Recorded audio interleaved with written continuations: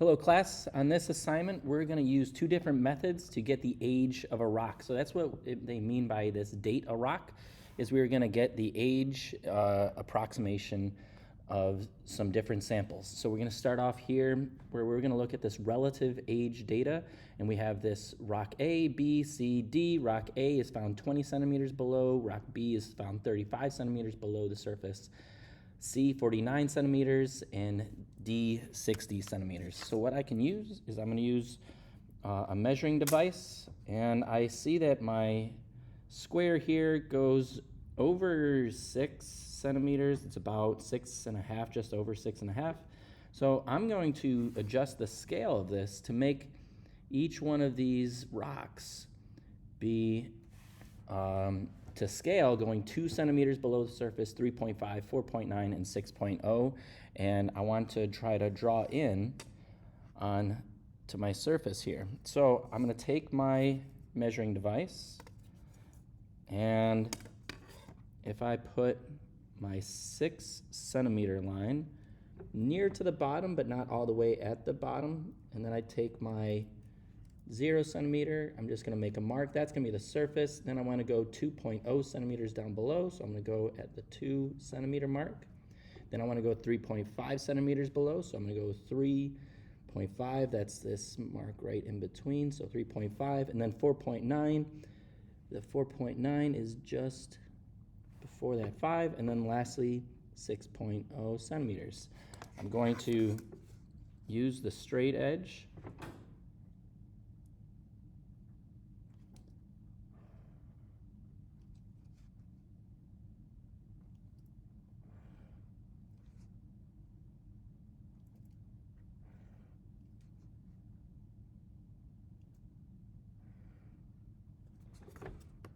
and lastly, my last point.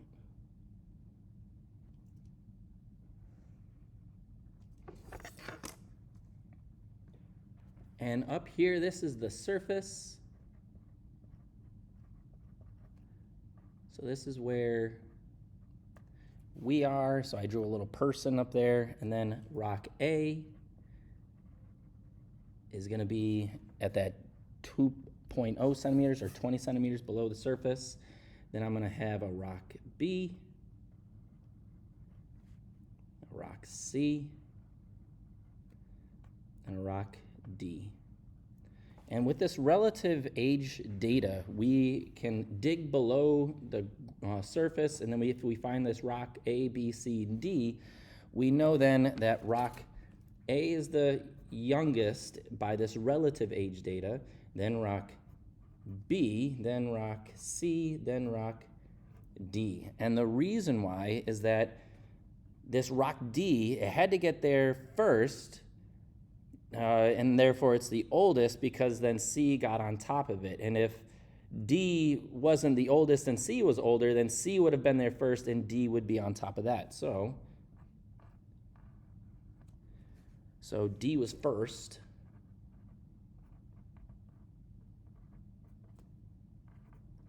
Because C is on top of D.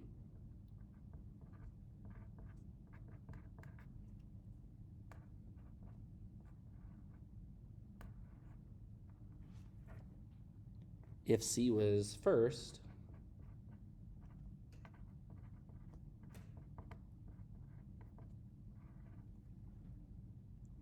or the oldest,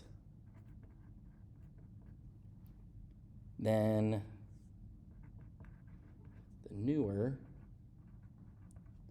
and younger rock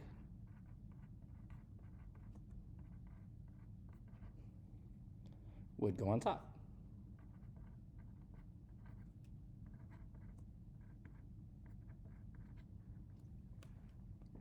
So this is one way of getting the age of some rocks. We know that A would have to be the youngest because it's on top, it's closest to the surface, and then the new dirt piles on top of it, leading us up to the surface.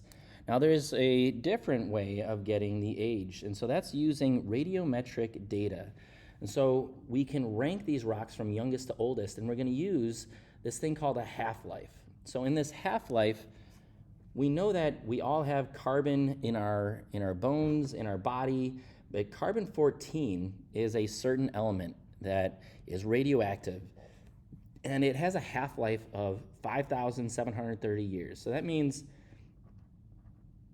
half of what you got is gone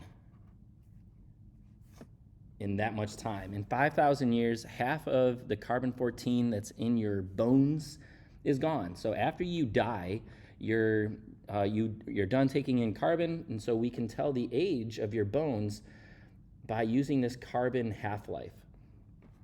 So, for example, here we have a percent of how much carbon-14 would be in your body, and we can relate that to how much carbon you have.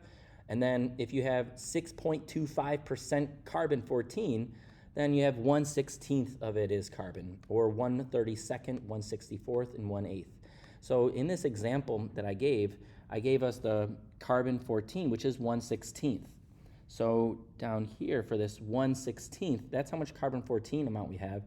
And the way to get to 16 is you get 2 times 2 times 2 times 2. So you had 1, 2, 3, 4 half-lives to get to 16.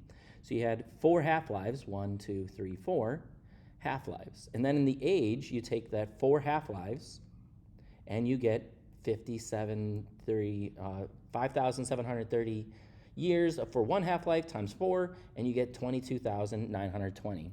So for rock B, it is 1/32. And with 1/32, the way we get to that is we have to get 2 times 2 times 2 times 2, that's 4, that's 8, times it by 2 again, that's 16, times it by 2 again, we get 32. So 2 times 2 times 2 times 2 times 2. So that means we had 1 half-life, 2 half-lives, 3, 4, 5 half-lives. So with 5 half-lives, now we're going to take this 5, times it by the 5730, and we get a 28,650 years. So that's how old rock B is based on the carbon-14 and the radiometric dating. Rock C is 1/64th carbon-14. So that's a 2 times 2 times 2 times 2 times 2. That gets us to 32. If we multiply 32 times 2, then we get 64. So we have 6 half-lives. So then we're going to take the 6 half-lives, 6 times the 5730, and we get 34,380. So this is 34,380 years old, while rock D has 1/8 of the carbon-14. So the way we get to 8 is 2 times 2. That's 4, times it by 2 again. That gives us to 8. And then we know we have 1, 2, 3 half-lives. And then 3 times that 5730, we get 17,190 years old. And so we're seeing if this is 17,000 years old and this is 34,000, we know that this one is the youngest and this other one is the oldest. And so I'm going to give a ranking scale here, making my youngest be a number 1 and my oldest be the number 4. And then I can finish my ranking and get to, well, this one is the second youngest, this one's the third youngest, and this one's the fourth youngest, making it the oldest. And then on the back, now I want you to get to your analysis. I want you to compare. How are these rankings similar and different? And then I want you to tell me which one do you think is more accurate. Then we can try to think maybe these aren't all from Earth. Maybe there's something from Mars, the moon, or even a meteorite. What I mean by that is we have rock C in the radiometric saying it's the oldest and rock D is the youngest, where before we said rock D would have been the oldest. Maybe it was a meteorite that came down some thousands years ago and crashed through the surface, digging itself, burrowing itself underneath the A, B, and C. Maybe that's how this got here. So you could try to think through on maybe the rock was not from Earth. Maybe it came from another source. Then